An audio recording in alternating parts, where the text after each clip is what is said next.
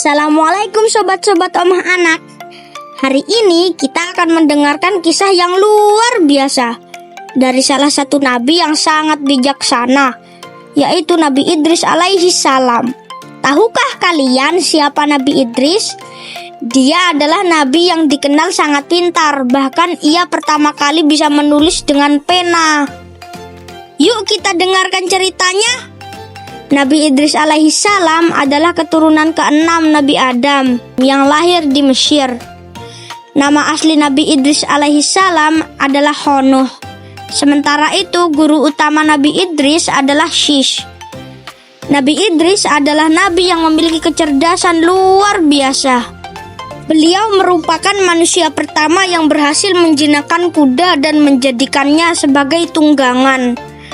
Nabi Idris alaihi salam menjinakkan kuda untuk membantunya dalam berbagai kegiatan, terutama mengangkat barang. Dengan kecerdasan dan apa yang dilakukan oleh Nabi Idris, banyak orang yang kagum terhadap Nabi Idris. Dengan penemuan dan juga kecerdasan Nabi Idris, membuat kaumnya menjadi lebih makmur hidupnya karena terbantu dengan berbagai penemuannya. Nabi Idris adalah seorang nabi yang sangat pintar dan rajin belajar.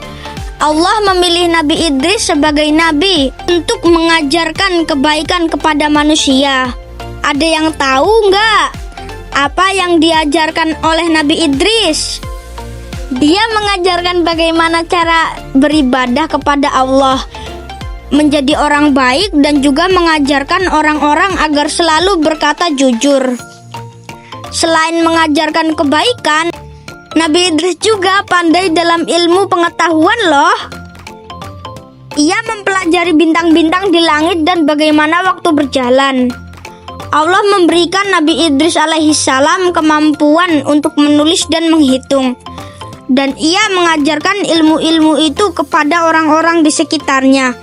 Karena itu Nabi Idris alaihi salam dikenal sebagai nabi yang sangat cerdas dan suka menolong. Sobat-sobat Omah Anak, kisah Nabi Idris alaihi salam makin menyenangkan nih. Suatu hari Nabi Idris alaihi salam diajak oleh malaikat naik ke langit. Nabi Idris adalah satu-satunya nabi yang Allah angkat ke langit sebelum meninggal dunia. Ada yang tahu nggak kenapa? Karena Allah sangat menyayangi Nabi Idris yang rajin beribadah dan selalu melakukan kebaikan. Dalam Al-Quran surat Maryam ayat 56 dan 57 menjelaskan, "Wadhkur fil kitabi Idrisa innahu kana siddiqon nabiyya wa rafa'nahu makanan aliyya."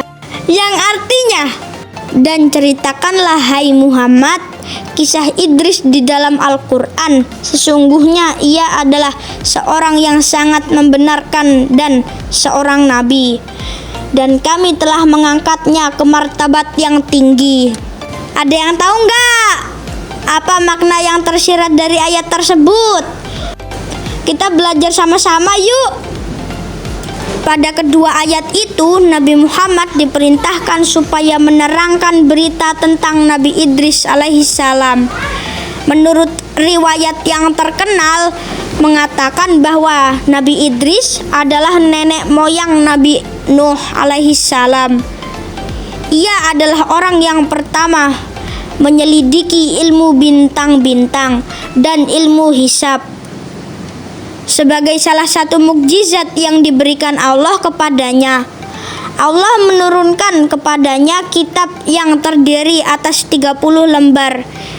Ia dianggap pula sebagai orang yang mula-mula menciptakan timbangan dan takaran, pena untuk menulis, pakaian berjahit sebagai ganti pakaian kulit binatang, dan senjata untuk berperang. Allah menerangkan pada ayat ini posisi yang tinggi bagi Nabi Idris alaihi salam karena ia adalah seorang yang beriman, membenarkan kekuasaan dan keesaan Allah, lalu diangkatnya menjadi nabi dan meninggikan derajatnya ke tingkat yang paling tinggi, baik di dunia maupun di akhirat. Adapun di dunia ialah dengan diterimanya risalah yang dibawa Nabi Idris kepada kaumnya dan keharuman namanya di kalangan umat manusia. Jadi sobat-sobat Omah Anak, serukan kisah Nabi Idris alaihissalam. Dari kisah Nabi Idris kita bisa belajar banyak hal ya. Kita harus rajin belajar seperti Nabi Idris alaihissalam, suka membantu orang lain dan selalu ingat untuk beribadah kepada Allah. Ingat, orang yang selalu berbuat kebaikan akan disayangi Allah. Sama seperti Nabi Idris yang diangkat ke tempat yang tinggi. Sampai di sini dulu ya. Semoga bermanfaat dan kalian suka mendengarkan cerita tentang Nabi Idris alaihissalam. Jangan lupa untuk terus berbuat baik dan rajin belajar. Karena dengan begitu, kita bisa menjadi anak yang cerdas dan disayangi oleh Allah. Sampai jumpa di edisi Omah Anak selanjutnya. Wassalamualaikum warahmatullahi wabarakatuh.